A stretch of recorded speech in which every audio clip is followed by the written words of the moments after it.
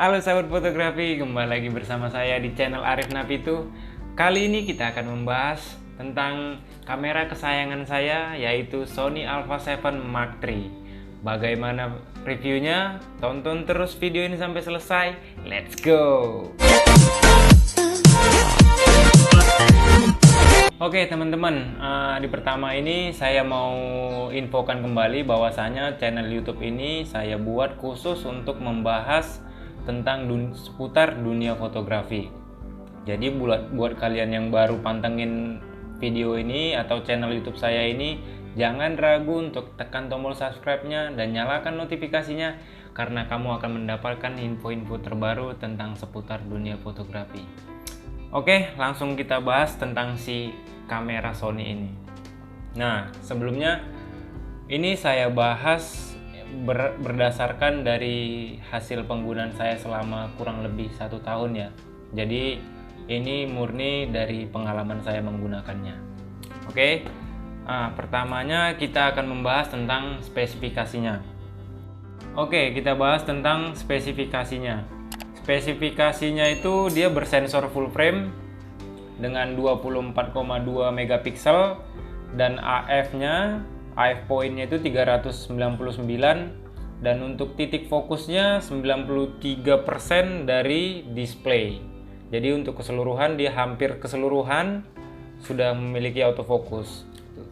Nah, lanjutnya udah 10 frame per second untuk syuting.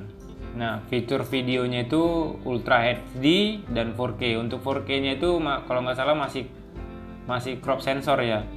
Nah, dia sudah support S-Log 3 Gamma. Untuk di body si kamera ini dia sudah dibekali dengan steady shot inside stabilization. Jadi kalau kita menggunakan lensa yang tanpa image stabilizer, di kameranya sudah support gitu. Untuk ISO-nya, rentan ISO-nya itu 100 sampai kurang lebih 100.000 dan bisa di-adjust dari 50 sampai 200.000. Dan dia sudah built-in Wi-Fi dan Bluetooth untuk transfer data. Dan dia sudah support untuk 2 slot micro SD. SD1 dan SD2. Dan baterainya dia dalam satu full charger dia bisa menghasilkan 710 frame dalam satu baterai full ini. Tuh. Oke, langsung kita bahas kelebihannya ya. Nah, untuk kelebihannya ini menurut pandangan saya sendiri sewaktu menggunakan si kamera Sony Alpha 7 Mark III ini. Nah, yang pertama kelebihannya itu sensornya sudah full frame. Nah, yang kedua, kecepatan autofocusnya itu sangat cepat.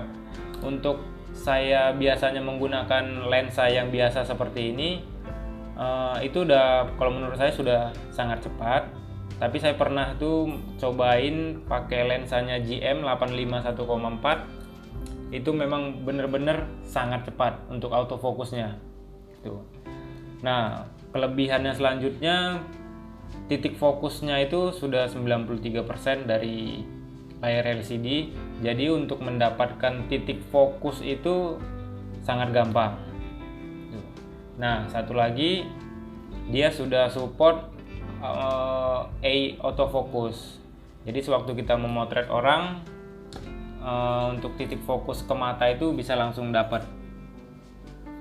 Untuk selanjutnya penggunaan tombolnya ini, di awal saya mengira ini bakalan sulit nih pengoperasiannya. Ternyata dengan banyaknya tombol-tombol di sini, ini memudahkan saya untuk pengoperasian si kamera ini. Tuh. Nah, kelebihan yang selanjutnya, slotnya ada 2. Jadi sewaktu kita menggunakannya tidak takut lagi untuk ada data yang atau memori yang error gitu karena ada backupannya. Kita bisa langsung set di kamera, itu bisa langsung membackup si slot yang pertama atau slot yang kedua gitu. Nah, kelebihan selanjutnya ISO-nya. Di ISO-nya itu pengalaman saya pernah menggunakan di ISO 3200. Ya, 3200 itu hampir dibilang tidak ada noise gitu di saat cahaya yang cukup memadai ya untuk si ISO 3200.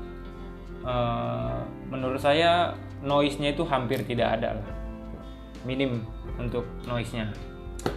Nah, untuk selanjutnya LCD viewfinder di sini warnanya itu sangat enak dilihat atau bersahabat dengan mata gitu. Bagus lah untuk range warnanya di dalam itu sangat bagus. Nah, selanjutnya baterainya yang tahan lama. Untuk kita bandingkan dengan generasi yang sebelumnya yang Alpha 7 Mark II, ini sudah 2 kali lipatnya untuk kapasitas baterainya. Jadi di sini terlihat untuk gripnya jadi lebih gede gitu, jadi lebih enak digenggamnya ketimbang yang Mark II-nya gitu. Nah, untuk selanjutnya ini yang kelebihannya desain sih. Desainnya itu saya sangat suka dengan desainnya nih, agak retro dan modis gitulah untuk desainnya. Oke, itu kelebihan dari saya. Oke, kita bahas tentang kekurangannya. Kekurangannya ini menurut saya nggak terlalu banyak ya, hanya beberapa saja. Nah, kekurangan yang pertama LCD nggak bisa di flip sampai ke atas dan ke bawah juga seperti itu. Dan sewaktu mode portrait seperti ini dia nggak bisa di flip ke kanan dan ke kiri gitu. Nah, yang kedua, harga lensanya relatif mahal. Kalau menurut saya relatif mahal sih.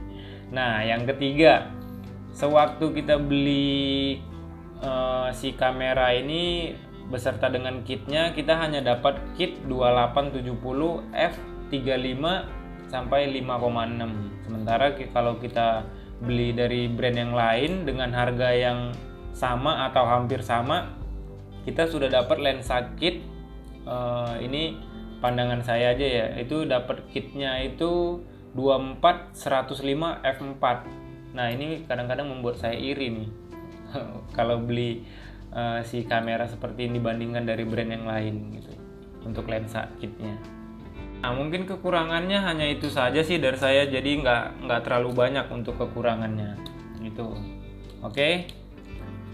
Oke teman-teman, sekian review singkat dari saya tentang kamera Sony Alpha 7 Mark III. Mudah-mudahan bisa bermanfaat untuk kalian yang sedang mencari referensi mau beli kamera. Jadi si kamera ini bisa menjadi pertimbangan untuk kalian. Buat kalian yang baru pertama kali singgah di channel YouTube saya, di channel ini kita akan membahas tentang seputaran dunia fotografi, baik itu dari gear, tutorial atau tips memotret, semua kita akan bahas. Untuk itu jangan ragu, tekan tombol subscribe-nya dan nyalakan notifikasinya agar kamu dapat info-info terbaru tentang dunia fotografi.